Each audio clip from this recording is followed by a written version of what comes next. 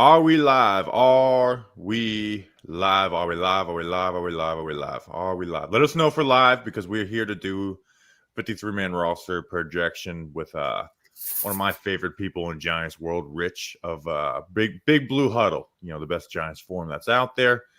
Make sure to check it out. But I need to let you guys let us know if we're live before I tell you before we talk about all of that. So let us know if we are live. We are live, says Jason Morgan. All right.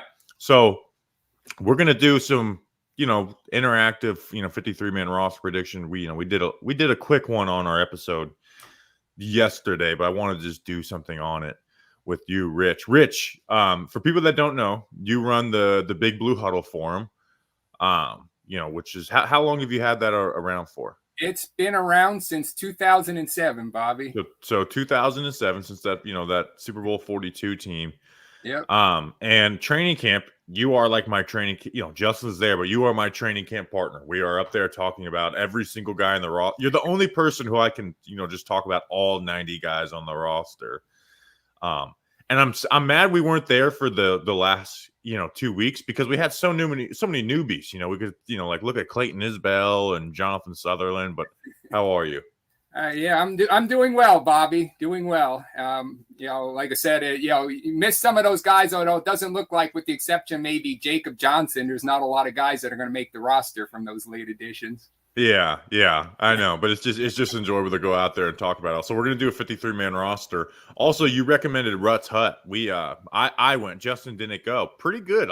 It's a nice little like hole in the wall type of place. I was we were driving towards it, like, where is this place? And then you walk inside and it's like, oh, this is an old school bar and restaurant. Back in time to the 50s, Bobby. Yeah, I loved it. So thank you for recommending that. So we're going to go, I guess, kind of position by position. All right. And even though this is the most debated part, so you're going to do your prediction, and also we could talk about what we would do. Quarterback. So Jones and Locker are obviously making the roster. Where are you at with Tommy DeVito? If it was me, I think I would cut him because I don't think another team's going to waive him. I honestly, we overvalue our own players, and I think to the Giants, because he knows the system, he's more valuable to the Giants than anyone else. But as a just pure quarterback, I think there's probably going to be 4 or 5 guys that will be released that will be better than he is in terms of quarterback tools. So are you like on the page of going and getting one of those quarterbacks, or do you just kind of like, I'd rather just keep 2 quarterbacks? If they release him, I would expect to just put Tommy on the, the thing is, the story, and you hear this all the time from players, Dable's system's not easy to learn. So you probably take him half a season to just get up to speed, where at least with DeVito, yeah, he's not going to be great, but he knows the system at this point. Yeah, that's where I am, because I again, we'll see which QBs are cut, but I actually do prefer him because of the offensive system, right? If it was any other position, I'm not really worried about, a practice squad or emergency type player knowing the system versus talent. But DeVito does know the system. You hope that he can grow on some of the stuff that he struggled with last year. Obviously, that last preseason game wasn't a great showing, but I don't think it was like, he's bad at taking sacks. I didn't think it wasn't as bad as like the Washington game or anything. So I would cut him and then try my best to keep him on the practice squad for that familiarity instead of taking another QB. But everyone's kind of pointing to them keeping him on the roster. So you're at all the training camp practices too. You see, DeVito's a star, right? Like, people love Tommy DeVito. Do you think that like plays any role in their mind of like, maybe we just keep a third QB instead of upsetting a large portion of the fan base? If they keep him, Bobby, I think it'll be because there's just, maybe there's only a 1%, it only takes one of the 31 teams to claim the guy. I think it'll be more out of fear of that one oddball team saying, hey, you know what, we'll take him and do a flyer on him, than it would be because I don't think Tommy, while it was a nice story last year, DeVito mania really kind of played its course once he kind of got benched for Tyrod Taylor. Yeah, it's going to be there's going to be reaction to it. Now, I think because of Locke's injury, that's their way of keeping him because supposedly Locke is going to be ready to go, but you also can't believe anything they say in press conferences because Dable gives you absolutely nothing. But I do think he does. Do you think he makes it initially? You know what, Bobby? I mean, one of the things I kind of noticed was after the Jets game, they had, who did they get to speak? And DeVito was one of the guys they were going to get to speak. So I think if they were going to release him, probably wouldn't have been one of the guys that they brought to the podium. Right. All right. So for running back, Devin Singletary's a lock. Tyrone Tracy Jr. is a lock. Eric Gray, I think, is a lock at this point. He didn't play in the season Saturday night. His draft pick is their RB3. I'm really disappointed, Rich, that we didn't get to see any pass blocking from him in the preseason. I think he had one pass blocking snap in all preseason. Like, that should have been, like, their biggest, like, okay, even if we don't want him in this spot, we need to test this out. Because it's just not the same as practice when it comes to pass blocking because you're not allowed to finish at the quarterback. So you think of when a running back is blocking in practice, it's kind of full speed guys. Speed guys really go at hard because the quarterback's right there, and if you put that guy on his ass or work around him quick, you're actually hitting the QB. I'm really like disappointed we didn't get to see any of that in preseason. Yeah, it almost. I mean, he did run well, but like you said, his pass blocking and even in camp, I can't recall that many reps where I noticed him, picking up a player and blocking. Yeah, they didn't ask him to do it at all. He didn't have a single one-on-one blocking attempt this entire preseason. Yeah, no, he is a bit of a wild card, but I will say this about Tyrone Tracy. I believe it was Dable or it was the running back coach. One of them did comment about and praise him for his pass blocking. So, it wouldn't shock me that Tyrone Tracy ends up being the number 2 running back. Yeah, I think Tracy is the number 2 running back. They really, I mean, we saw that first preseason game. He got the first crack, take him out of the first quarter, and then Eric Gray did what he did. And I thought he was really I was pretty impressed with Tyrone Tracy in that because he made a guy miss on 4 out of the first 5 plays, or 4 of his 5 plays had everything was basically yards after contact. So I was a little cautious on Tyrone Tracy because like you said, we overvalue our own guys. So anytime you draft a running back, that guy probably did pretty good in college, so you get excited about it. It's a position that hits in the later rounds. I was a little worried of what Tyrone Tracy is going to be, but the preseason kind of got me on that. I'm excited for him training. Totally. Do you have Dante Miller making a run at this as a 4th running back, or what about Jakob Johnson as the fullback? What do you have there?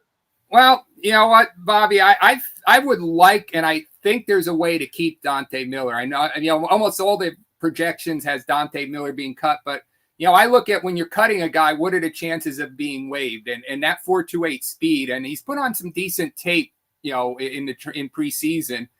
I could see a team taking a flyer on him because that speed, gives him a bit of an upside that the other guys don't have. So I think I could fit him on my roster. I have a couple guys that I could either he could be the one that fills in if you released Tommy DeVito, or I'll talk later about another guy who could be released to fit him onto the roster. So you'd put him on? Yeah, I would put him on because I think he could probably be, and I'm surprised they haven't tried him on the kickoff returns because with that speed, you would think he'd be excellent on the kickoff returns. Especially with some of the injuries. So this is the one where I think everyone varies so much because there's so much different. Then we could kind of, circle back and see. Wide receiver. So we know the first 4, Neighbors, Slayton, Hyatt, Robinson. After that, I feel like this is where everyone varies the most because there's such a big play on special teams, but the best guy doesn't do any special teams out of, after the front 4.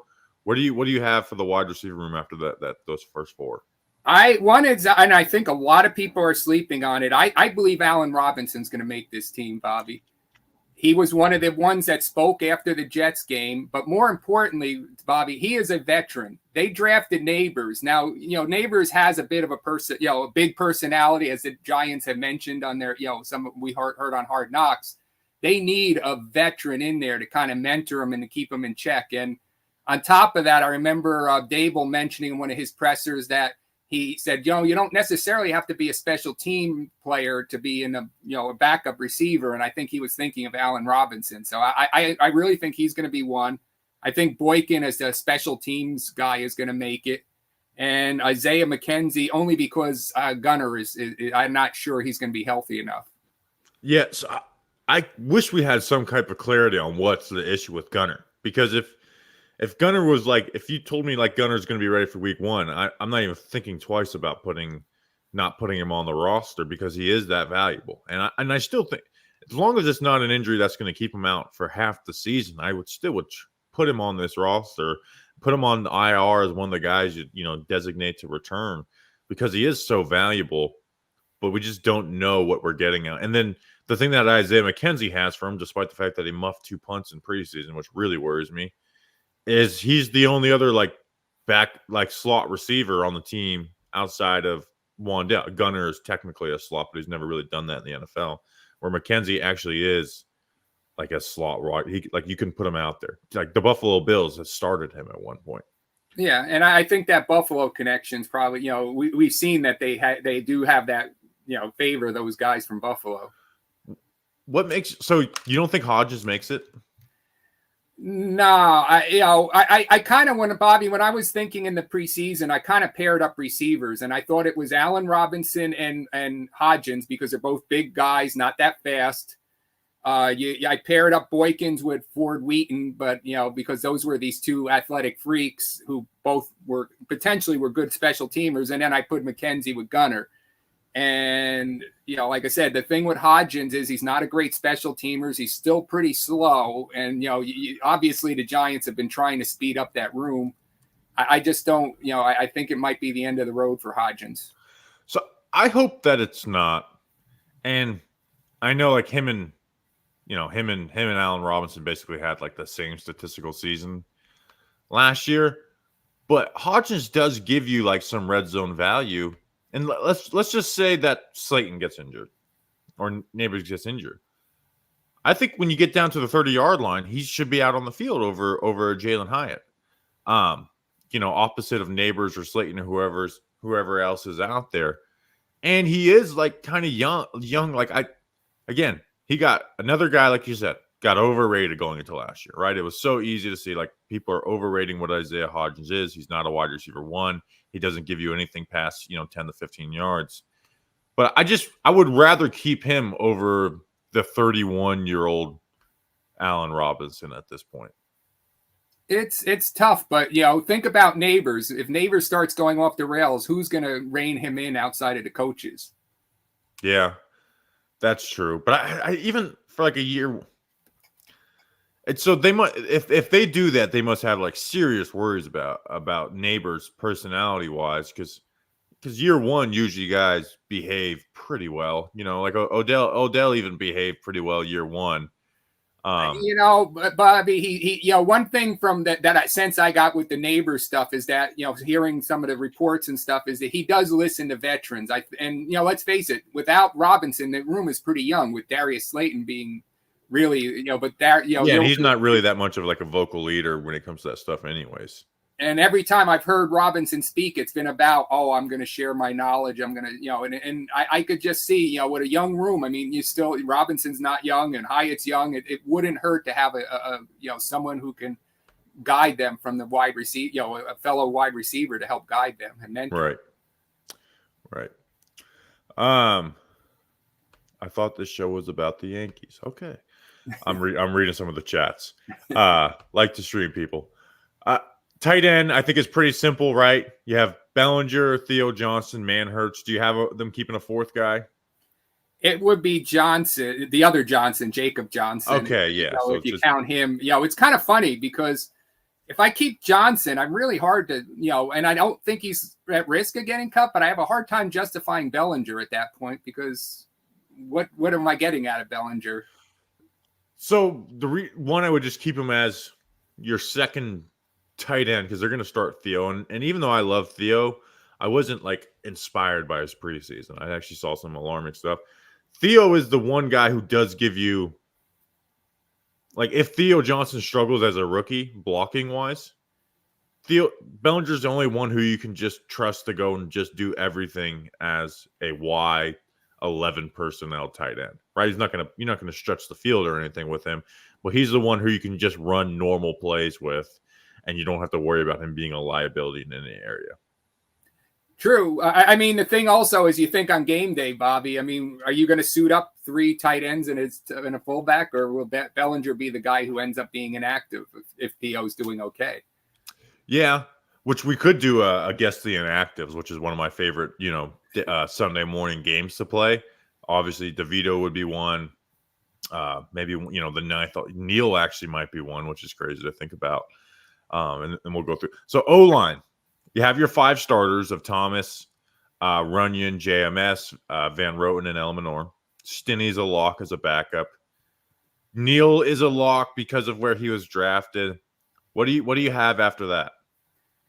Well, I mean, you got after that, there's you got Zudu and Neil as your backup tackles. You got Stinney as your backup guard, and you know what? If I were to release DeVito, I have 2 players that I could release, and that would be, and again, Bellinger maybe, but I tend to agree with you, Bobby, that you need that backup. But it would either be Kobus, and I actually had a dark horse here, Bobby, but he ended up getting hurt on the Jets game, and that was Mayfield. I mean, he's a younger player from the Falcons, a former 3rd-round pick. Been around for a while too. Well, he was in the game. He got carted off the field with an ankle injury, and which is concerning. But I actually thought he might be a dark horse to make the team because he had a backup. He was a tackle in college. He was played mostly at guard at with the Falcons, and he might be one of those guys that that Carmen could work his magic with. Yeah, I honestly haven't paid attention to Mayfield, but like you said, he is someone that I think he came in on practice squad last year, which, by the way, Rich, I'm excited. I'm just, there's going to be a lot of waiver wire additions, Wednesday.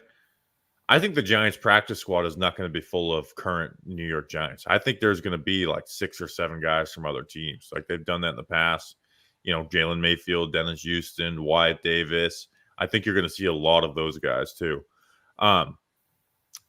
So this is where. So you don't have Schlottman making it, right?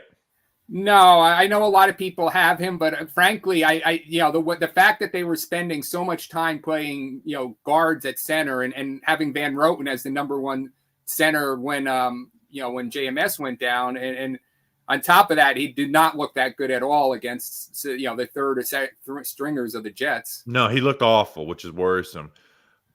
So with like Schlottman, and I wouldn't put Kubis on the team unless they're just totally out on Schlottman. But if you did put Kubis on the team, I would start working him at center, right?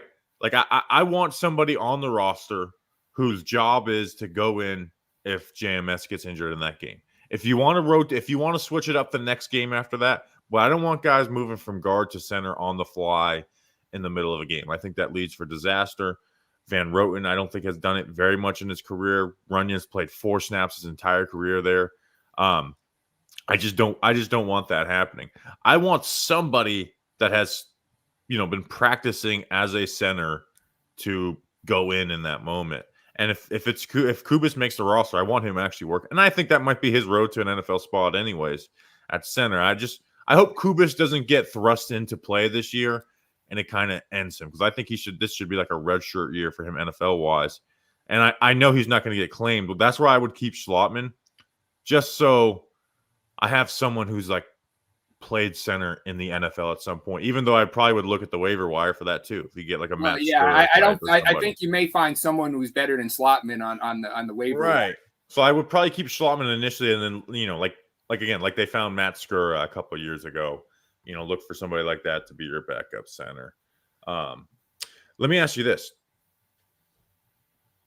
One of the tackles goes down. Who's going in? Josh Ezeudu or Evan Neal? I think it would be Neal.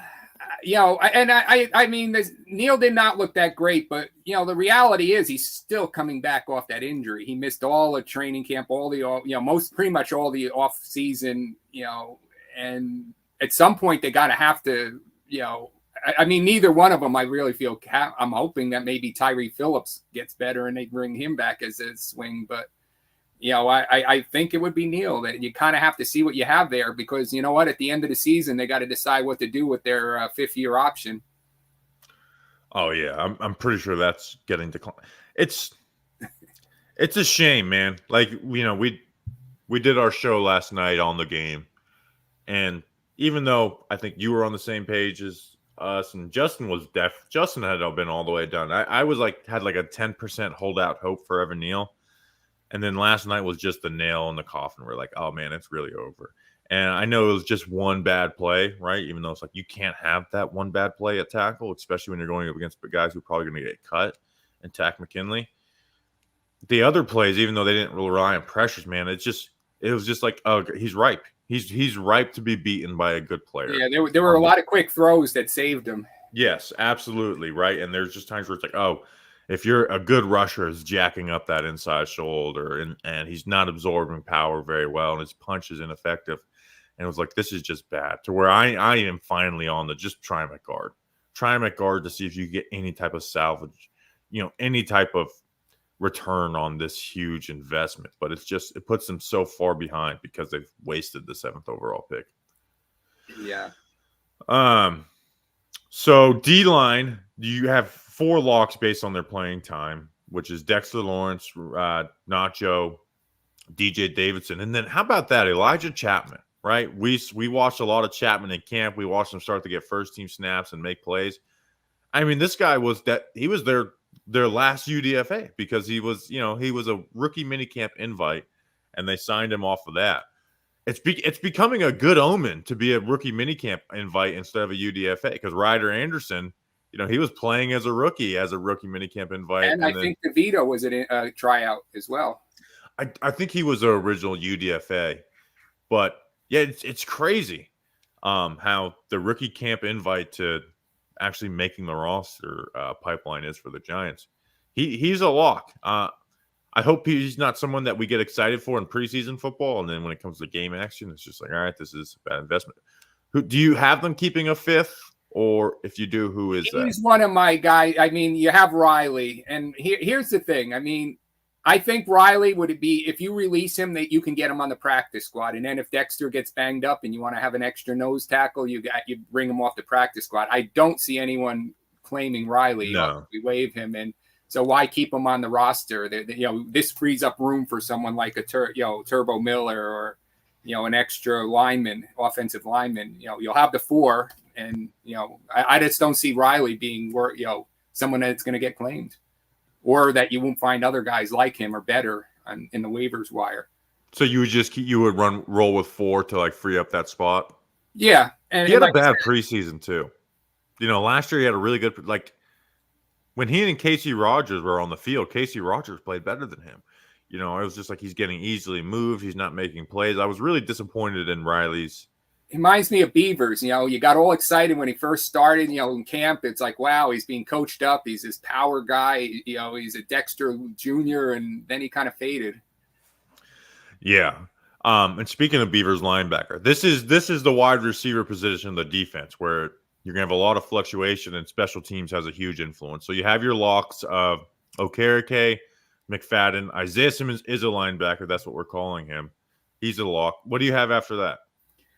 I have Moussaoui because I mean he's impressed me in camp. I don't think he's going to be great on pass coverage, but he's fast. He's a fast mental processor, and you know what? With linebackers, if you can react quick, you can overcome some of your speed and size deficits. And I think so. It's Moussaoui, and he's also a special teams ace.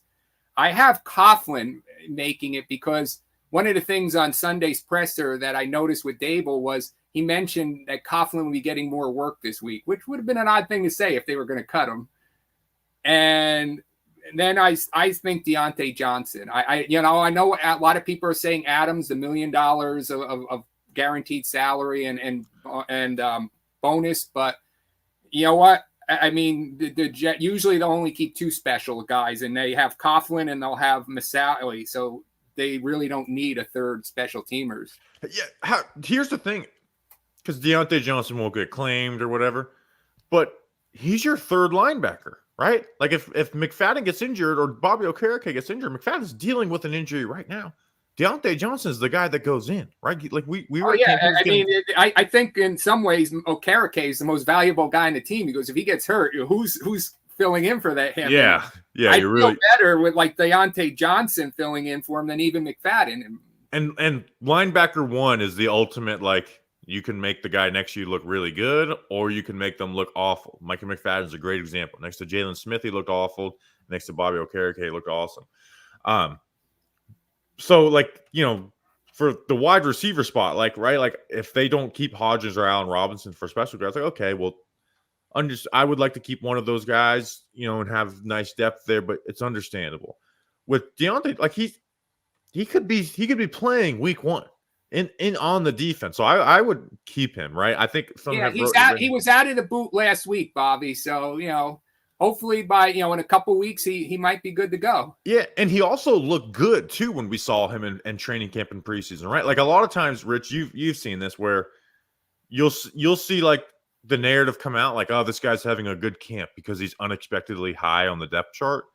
And it's just based off of his depth chart spot and not how Devontae Downs, right? It's like, oh, he's having a really good camp. It's like, well, is he? Because he's not good at all, but he's just starting. Or, or even Jordan Phillips. Like Jordan Phillips, I didn't think he played any worse than any other defensive tackles outside of, Dexter Lawrence. Elijah Chapman was really the only guy who outplayed him. But it's like, oh, he's having a bad camp. Like, is he having a bad camp or is he just on the third team? Johnson performed well every time we saw him. Like he was an exciting player to watch all throughout camp and the one preseason game he did get to play. And I mean, like you said, he probably make waivers, but I would rather see him, like I said. And you know what? Adams is hurt right now. Maybe they put him on the IR as a backup that they can call up. Yeah. And again, I'm not like the $1 million guaranteed is not stopping me from having a backup linebacker. So you have Deontay Johnson, Carter Coughlin, and Molasau after the other three. So that's exactly what I would do too. For corner, you have Banks, Flott, McLeod, Andrew Phillips as locks. Who do you have after that? I only have one more, and he's a dark horse. Is David Long? Oh, okay. Because you know what? He's a veteran.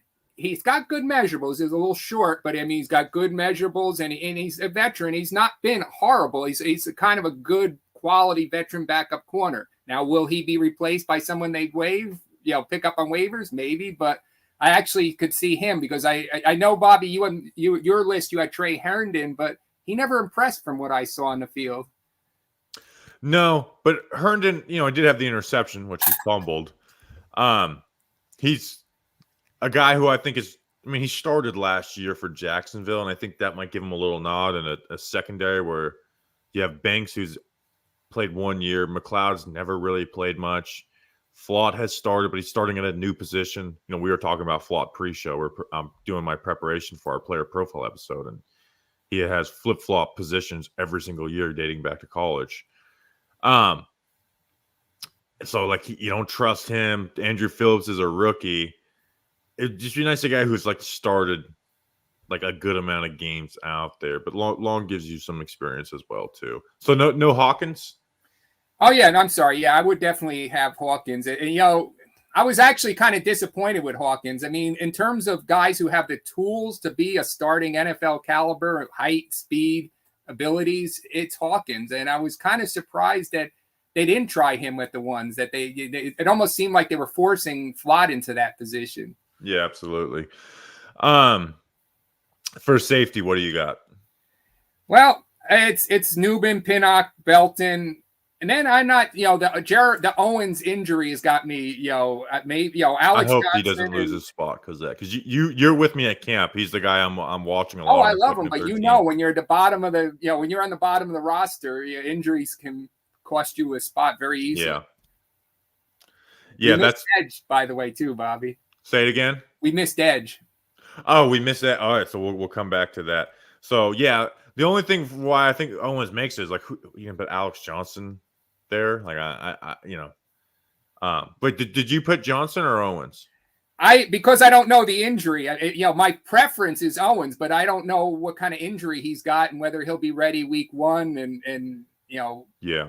I prefer him, but also Alex Johnson didn't play that bad in the preseason games. No, and he is new to the spot. Had a bunch of, I thought he was their best defensive UDFA they brought in. So edge, you got Kayvon and Brian Burns are really locks, obviously. Aziz seems like a lock unless you have anything on him. What do you have after that? Well, first on Ojulari, I wonder if he's just, kind of taking it easy in the PS games just to stay healthy. I mean, as you mentioned in your show yesterday, this is his contract year.